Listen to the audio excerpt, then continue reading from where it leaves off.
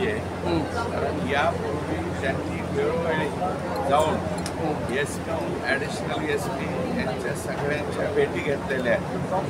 आमचे SP जे आहेत ते चांगले आहेत, परंतु SPच्या काम करण्यामध्ये एक दोष आहे की ते खालच्या सबऑर्डिनेटचं जास्त ऐकतात आणि परळी विशेषतः अंबाजोगाई भागामध्ये जे खालच्या अधिकारी आहेत ते आकानेच नियुक्त केलेले अजून अधिकारी आहेत. त्याचा हा परिणाम आहे.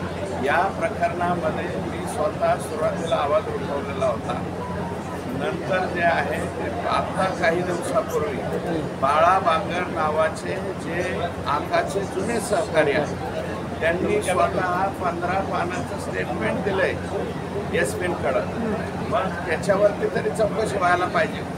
SP फक्त याच्याकडचा तपास काढून त्याच्याकडे देणे, त्याच्याकडचा तपास काढून याच्याकडे देणे यांनी महादेव मुंडेंच्या खुनाचा जे आहे ते तपास लागणार नाही. हा तपास लवकरात लवकर लागला पाहिजे. मध्ये तर असा प्रयत्न झाला की ही केस CIDकडे वर्ग करण्याचा सुद्धा प्रयत्न झाला. माझं मत आहे की CIDकडे केस वर्ग करण्याची गरज नाही.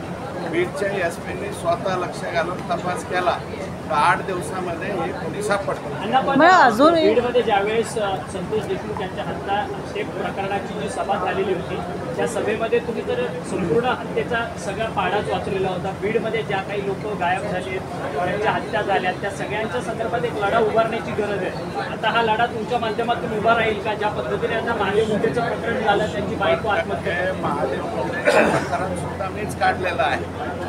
कारण हे संतोष देशमुखांच्या अगोदरचं प्रकरण आहे आणि याच्यामध्ये आरोपी कोण आहेत, काय आहेत ते आम्ही नाही सांगितलं. आकाच्या जवळचा जो सतत आकाच्या बरोबर राहत होता त्या व्यक्तीने त्यांची नावं सांगितलेली आहेत आणि यातले काही आरोपी जे आहेत त्यांना ऑलरेडी मोका लावलेला आहे आणि मोकामध्ये असून सुद्धा हे बीडच्या न्यायालयात फिरतात. इथपर्यंतचा प्रकार बीड जिल्ह्यामध्ये चालू आहे. आता असं म्हणाला की अजूनही खालच्या प्रमाणात बदल्या झाल्या, पोलिसांच्या झाल्या, खालच्या कर्मचाऱ्यांच्या. DYSP अजूनही तेच, त्यांच्याकडेच तपास. ज्यांनी आकाने आणलं त्यांच्याकडे तपास ठेवल्यावर तपास लागणार आहे का? तिथले PI जे आहेत तेही अजून बदललेले नाही. ते जागच्या जागेवर ठेवायचे. मग वरून SPने फक्त विचारायचं काय झालंय, त्या खालच्या अधिकाऱ्यांनी सांगायचं नाही साहेब हे बरोबर आहे, हे बरोबर आहे. अशा पद्धतीने कामकाज चालू आहे. त्या अधिकाऱ्यांना आकाचा आशीर्वाद आहे का? 7 महिन्यापासून तुम्ही प्रश्न SP आहे. SP आमच्याकडे भरपूर बोललेला चांगला माणूस आहे. SPने काही तपास जे आहे आणि ॲक्शन घ्यायचं काम ते करतायत, परंतु सबऑर्डिनेट आमचे तिथे असलेले ॲडिशनल SP आणि काही हे जे आखानी नेमलेले लोक आहेत हे एकत्रितरित्या बसून चर्चा करून पाहिजे तसं फिडिंग SPला करतात आणि म्हणून SPसुद्धा काही वेळा त्या ठिकाणी करतेत येत आहेत. असा प्रकार या ठिकाणी दिसतो. पालकमंत्री प्रसन्न आहे का ज्या पद्धती मंत्री आकाला सपोर्ट करत नाही आहेत? फक्त अजूनही त्या परळीमध्ये तुम्ही बघा, एवढं मोठं हत्याकांड संतोष देशमुखासारखं केलं आणि महादेव मुंडेच्या खुनामध्ये सुद्धा आकाच आहे.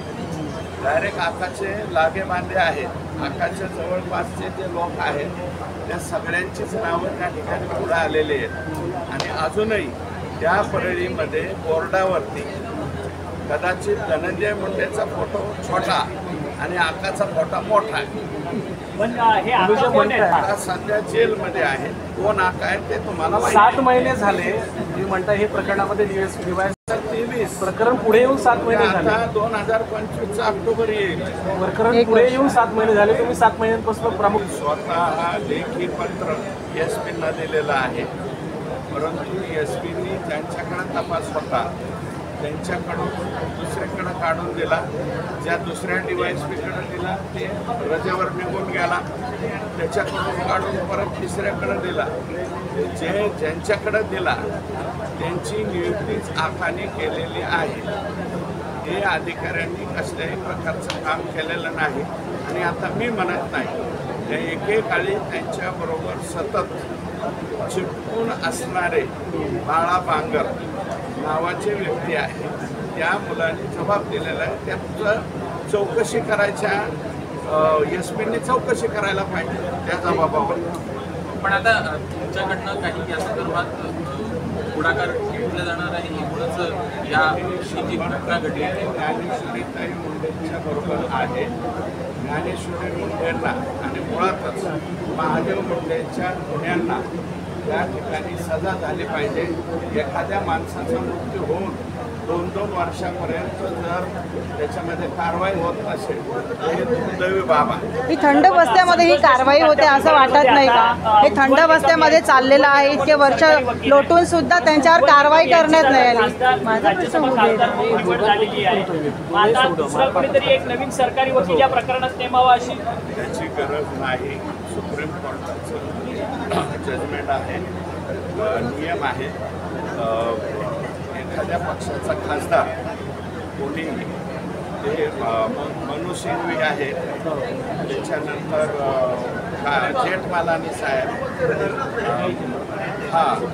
शिपन साहेब या सर्वांनी आणि मला वाटतं पी चिदंबरम साहेब सुद्धा वकील एखाद्या पक्षाकडून निवडून आला किंवा नियुक्ती झाली म्हणून त्यांना वकिली करता येत नाही असं नाही. सरकारी वकील म्हणून सुद्धा ते काम करतील. आम्ही त्याची माहिती घेतली. सरकारी वकिलाला हेच नियम लागू होते की केला.